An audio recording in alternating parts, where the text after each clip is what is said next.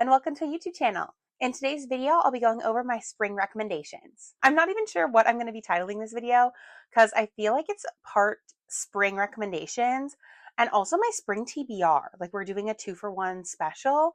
I just wanted to talk about books for the springtime, and I figured this was going to be a great chance to.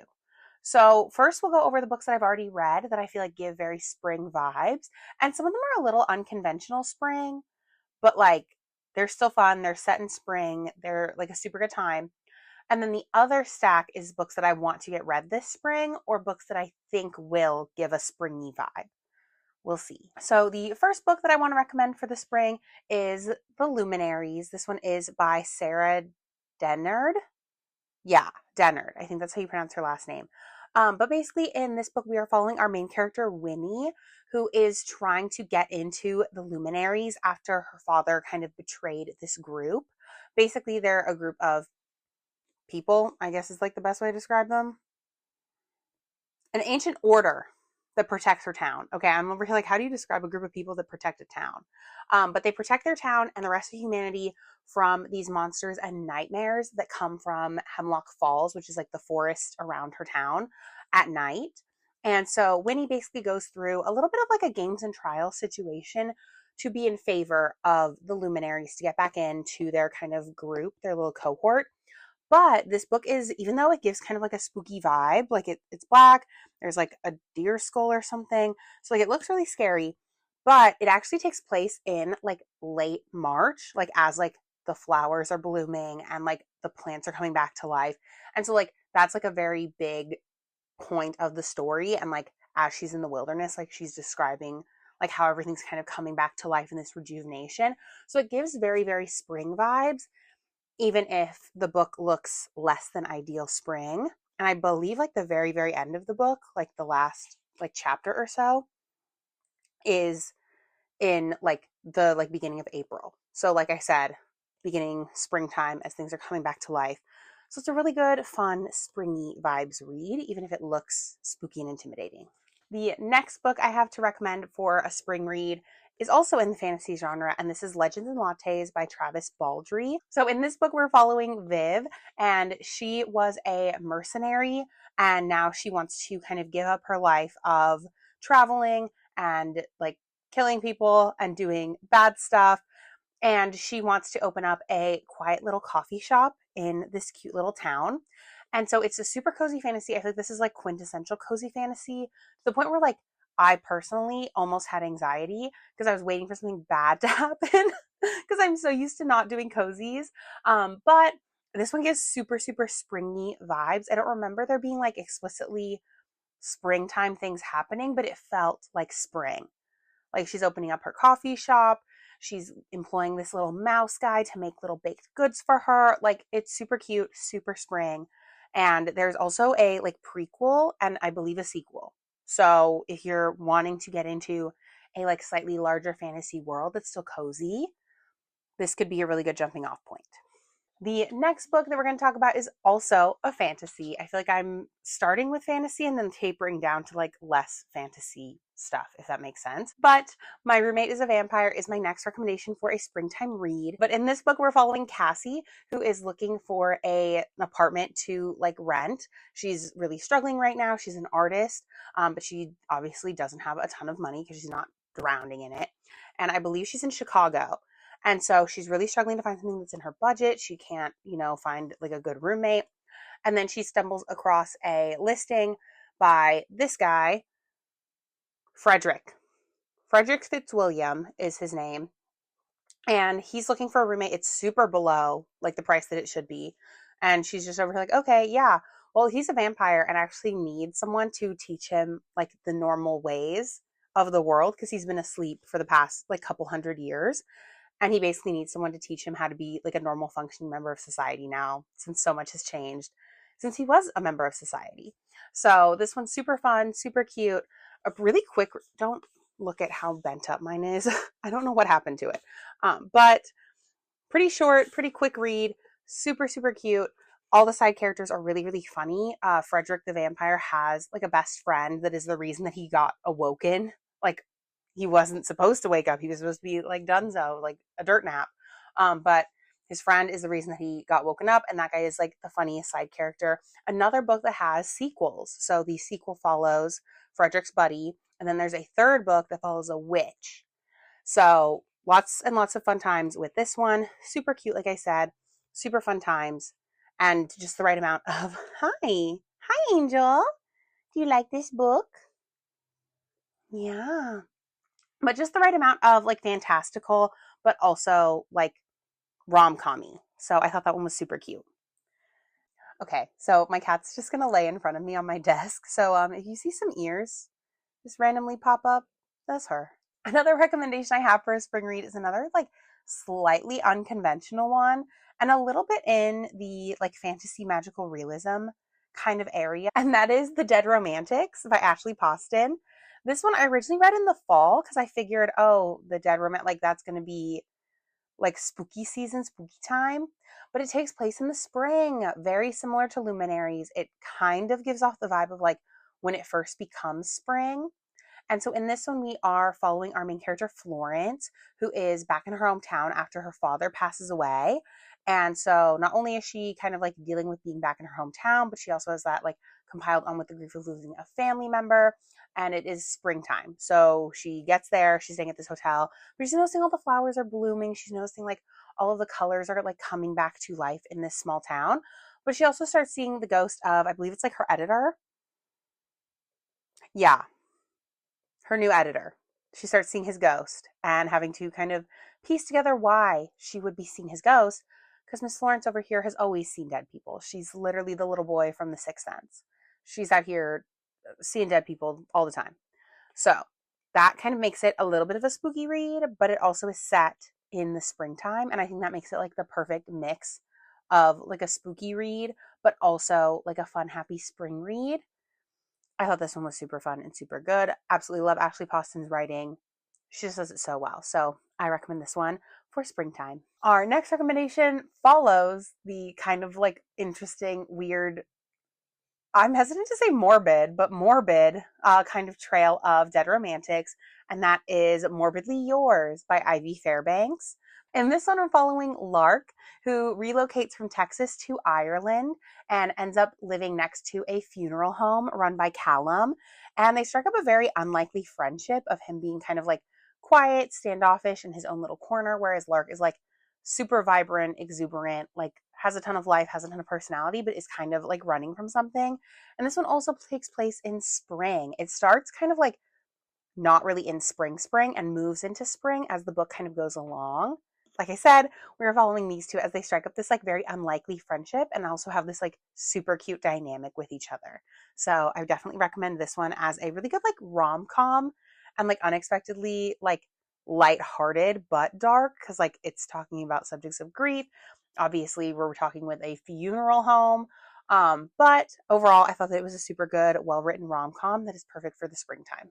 Moving on to a like less dark, kind of unexpected spring um kind of theme thing going on. I always equate springtime with like musicals and like theater production. Like I wasn't a super huge theater kid when I was in school, but I did help with like costumes and like some behind the scenes stuff. And so it always resonates with me to have like a spring musical. And I always think of springtime as being when the musical should be. So my next recommendation is Once More with Feeling.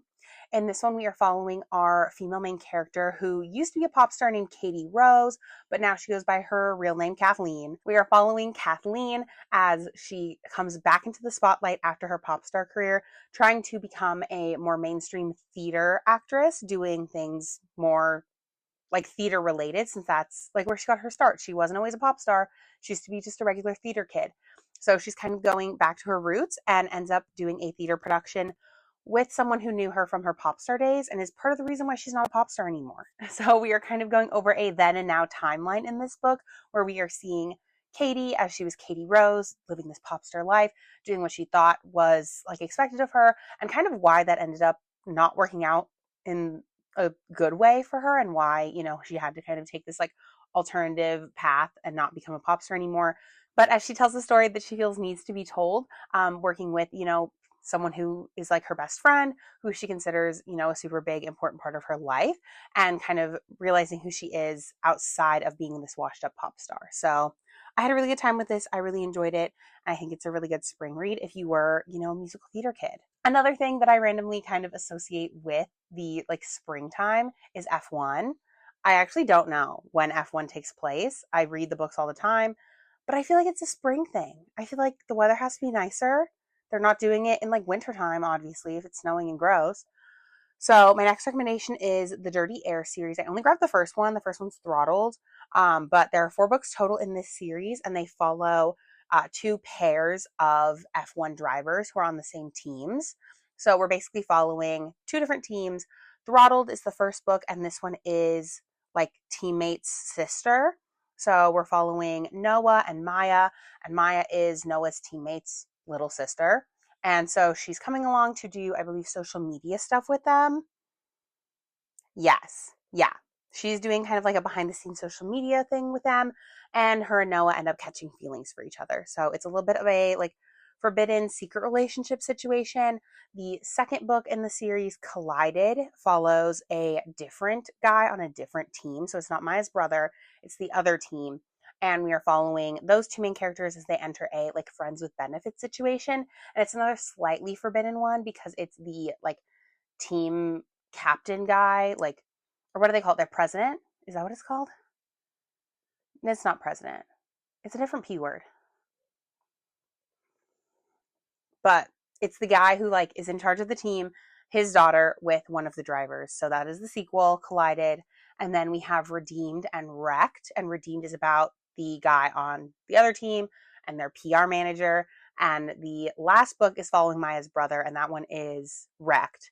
And that is him kind of recovering from the whirlwind of his time being in F1.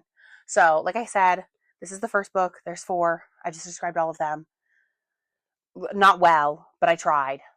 It's been a hot minute since I've been in this world. I've read the first 2 and I absolutely adored them and I loved them. So definitely hoping to pick up the 3rd and 4th books later on this spring. Another set of books that are kind of interconnected, very similar to the Dirty Air series by Lauren Asher, is The Spanish Love Deception and the American Roommate Experiment by Elena Armas. So in this first one, which is The Spanish Love Deception, we are following Catalina as she returns home to Spain to go to, I believe it's like her cousin's wedding. It's her sister's wedding. So she's going to her sister's wedding, and she ends up bringing along her coworker, Aaron, to be her fake boyfriend to convince her family that she's like super over her previous relationship. And then the sequel is The American Roommate Experiment, where Catalina and Aaron go on their honeymoon and their place is vacant. So Elena tells her like best friend, hey, come over whenever, but her cousin is also staying at her apartment. So they end up kind of having to be in a like fake roommate situation, and it's super, super cute. So this one's fake dating, whereas the other one is like a more friends to lovers situation where they're just kind of like pretending to be roommates, and they were roommates, which is also a really good book. I should put that on this list. I think I have it on my no, it's on my fall list because it takes place in the fall. But back to The Spanish Love Deception. So this one, I feel like it's a classic. I feel like this is a staple. I feel like everyone should read this when they're first getting into reading contemporary romances, just because it is such a staple, such a classic. It has all the good tropes. We have only one bed. We have fake dating. Like, it's literally, what more could you ask for? So this one's a super good one, especially in the springtime when you're like thinking about getting away, but like obviously it's just spring. So like we can't be doing anything too wild or crazy like we are in the summertime. My next 2 recommendations are kind of similar, like same vibe, different fonts. But I also feel like spring is perfect for cowboy romances. So I have the Chestnut Spring series by Elsie Silver, and then the Cloverleaf Farm series by Melanie Harlow. Yes. So in this one, we are following the Eaton family, and they're kind of friends and neighbors and everyone in their lives as they kind of go on their cute little romance journeys. Another set of interconnected standalones that I think go really, really well together and kind of mesh their stories together. And then in the Cloverleaf Farm series, we start with Irresistible. So this one is just a small town, single dad romance, but in the rest of the series, we are following the main female character's sisters. So in this one, we're following Franny Sawyer, and the rest of the series, we end up following her sisters. So we have different kind of tropes making appearances in 2 different like sets of siblings' lives. Kind of funny that this one mainly follows brothers. I mean, like, I guess technically one of the guys isn't their brother. He's kind of like one of their friends and he falls for their cousin. And then we have like the protege falling in love with the main FMC in this book, Summer's sister. But mainly we're following brothers, and this one we're following sisters. But still, super cute, cozy, small town vibes, just cowboy romances through and through. Super quick, super easy, very bingeable. Have such a good time with these. And then my last recommendation for the books that I have already read, so I know they're super good for springtime, is Better Than the Movies by Lynn Painter. So I feel like I recommend this one kind of a lot, but I always forget if it's better than the movies or just like the movies or what the actual title is. But in this one, we are following Liz and Wes, and they are neighbors. They're kind of like adversaries, like rivals a little bit. It's their senior year, and a boy that Liz really liked who moved away is back at their school, and she decides that she needs help kind of getting him to notice her and like take note of her so that way he'll ask her to prom. So this one basically is encapsulated in a like spring semester of high school, like from January till May. And it kind of culminates at the end with like their prom. But it features so many nods to all those classic rom-coms that we know and love. Liz is a huge rom-com lover, so that's kind of like what she's basing her conception of relationships on.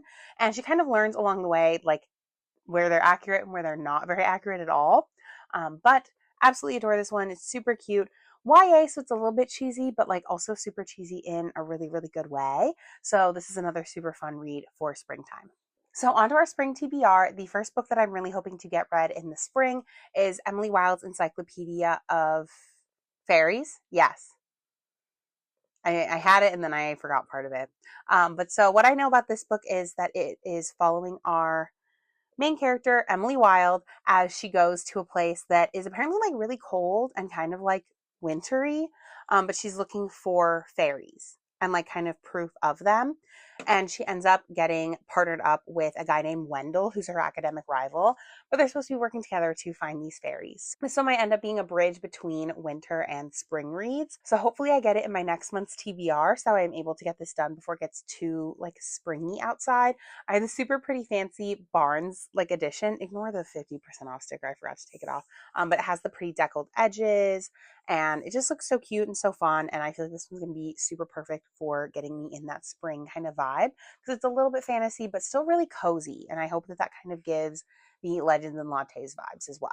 One genre that I feel like gives super, super spring vibes, but I don't read a ton of is kind of like historical romances. I feel like all of these like Regency era, like Bridgerton-y vibe books, I feel like they go really, really well in this springtime. So my next one is A Lady's Guide to Fortune Hunting. This one is by Sophie Irwin, and it's super, super skinny, which like is very nice, but it's about a girl named Kitty who is hoping to land a man with a big fortune. But she doesn't anticipate a man named Lord Radcliffe, who is worldly and sees Kitty for the fortune hunter that she is and kind of calls her out on her stuff by thwarting all of her plans. So I think that's super cute, super funny, a little bit of a rivals to lovers kind of situation with them. But I think that this might be a book to get me into Regency just because I feel like most like historical books feel too long and too drawn out. And that's part of why I don't like them. Like not only are we old timey, not only do the women not have any rights, not only is like everything like in old timey speak, it also just takes so much longer to get anything done. So I think that having one that's a skinny legend might be like a good bridge to get me more into historical. Okay, I'm kind of lumping these next three in together a little bit, even though they're part of different series. Or well, I guess they're technically standalones ish. I think the series that they're in are interconnected standalones, which is part of why I'm like, I don't know if they're like together with other books or not. But I do feel like a good workplace romance could be spring coded. And so these are ones I'm hoping to get to in the months of like March, April, and May, because I think they would be the most springy. Starting off with Emily Henry's Book Lovers. This one I know is not set in spring. I think it's set over the summer, but I feel like it gives more of a spring vibe. But I feel like I said, workplace romances are a little bit spring coded to me. And in this one, we are following Nora, who is in a small town in North Carolina with her sister for the summer. So she's a literary agent. She ends up being in the same small town as her editor, and they are not like besties. They're not usually pals. But they end up being in the same small town for the summer. And so I feel like that still gives kind of like a summer vibe. I feel like the only thing that made Beach Read by her super summery is the fact they were on the beach. I think Happy Place is another one that's going to feel summery because they're on the beach. Whereas this one, like, they're not explicitly on the beach. They're just like in North Carolina. So I feel like that one gives it spring vibes, if that makes sense. Also, books about liking books are spring, which now that I'm thinking about it, I should just grab the next book that's going to be after these like set of three, because that one also is like a book about book people. So the next book that was in this little stack is Weather Girl. This one is by Rachel Lynn Solomon. And in this one, we are following our female main character, Ari, as she navigates being a weather woman and falling for, I believe, the sports reporter. Yes. So in this one, Ari is falling for her coworker who does the sports on the news while she is their weather girl. And I think that's super cute. Again, like super spring coated. I don't know what about that just gives spring, but a workplace romance feels very spring to me. And then next up, we have Set on You by Amy Leah. I believe this one is technically a part of an interconnected standalone series, which is I was like, I don't know if I can lump these together, because like you could totally just read this one and not read the second or third, or you could just read the second and third and not read this one. In this book, we are following this curvy fitness influencer as she strikes up a little bit of a romance with a guy who is at her gym. Like life just keeps bringing these two like together, but then a picture is taken of them and they kind of have to enter in an interesting kind of fake dating situationship, if you will, to keep up appearances for her like fitness page. And that's kind of where it ends. I know a lot of people don't love this book because it uses a lot of modern, and like she mentions using TikTok because she's obviously an influencer. So like she's using social media. And I know that that gives a lot of people the ick, but like I don't really see it. I don't really get it. I mean, I have gotten the ick over like talking about social media, but also like if it's set in modern day, that's not that big of a deal. I don't know. Maybe that's just me. But Set on You is my other one that I'm hoping to get to in the spring. And then the last one in this kind of like quartet of workplace romances that I kind of didn't even lump in with them is Better Than Fiction. This one is by Alexa Martin. This one is about people who like books. Like I was saying with book lovers, I do think spring is when you should read books about people who like books. And in this one, we are following, I believe her name's Drew. Yes, Drew inherits her grandma's bookstore. And to save the bookstore, she ends up connecting with Jasper, who's an author and hopeless romantic. So they kind of go on like little, not really like fake dates, but like it's kind of like a bucket list situation. So he'll help her kind of explore their local Denver scene for his current manuscript. So that's kind of how that comes about. They are kind of exploring the city together. And I think that's super cute and super bookish, which is fun. That is officially the last in the four of workplace romances and the last of the two of people who like books. I technically do have one more that's kind of a workplace romance, but like we'll get to it when we get to it. All right. The next book to talk about on my spring TBR is Wild Love. Overall, the whole Rose Hill series, I feel like Elsie Silver's books all make sense in the spring since they are all cowboy romances. So this is my next book series to read by her. I do have her other series, Gold Rush Ranch, to finish, but I figured I would start with Rose Hill now that I finished Chestnut Springs and complete this 4 books before I go on to like technically her first series. And so in this one, they're all single dad romances. And I think that is also part of why I want to finish them like sooner is because I feel like I like single dad trope. I just don't read it enough. And I think if I read more of them, I'll like them more because I've liked them when I've read them, but I don't intentionally seek them out. Like it kind of just happens. And so this one has a kind of similar plot to The Nanny. If you remember from Lana Ferguson earlier last year, I read The Nanny. And so in this one, we have a single dad who finds out that he has a kid and hires a nanny. And so it is a relationship between those two. Next up, this is the one that I was kind of like, it's kind of workplace, but also not really. So we have Late Bloomer. This one is about a girl who I believe, oh, her name's Opal. But Opal got sick of my yapping and left me. But this one follows a female main character named Opal who ends up winning the lottery and purchasing a flower farm. But when she shows up to, you know, live on her flower farm that she just bought and she's using all this lottery winning money to be at, she ends up running into Pepper, who believes she should have inherited this flower farm instead of it getting sold to Opal. So even though they both want what's best for the flower farm, they want to work at the flower farm, they're having a good time at the flower farm, they are a little bit rivals to lovers, which I think is always super fun and super cute. And I also just think that like a floral cover in the spring really hits. So that's why I have this one on the TBR for spring, and same with these next two as well. My next one is A Not So Meet Cute by Megan Quinn. This one is the first book in the Kane Brothers trilogy. So there are 3 books in the series, and they all have these super adorable, like springy pastel-y covers, which is part of why I'm putting them on the spring TBR. I know I'm not going to get through all 3 in like 3 months' time, but it would be kind of nice to at least start them. And I know that most of them are a like rivals to lovers vibe. Megan Quinn writes really, really good banter. I don't read enough of her books because everyone I've read I've loved, but then I forget she exists. I'm hoping that by reading the Kane Brothers, it will kind of like reignite my love of Megan Quinn's books, and I'll pick more of them up because I do always have a good time when I read them. I just don't read them enough.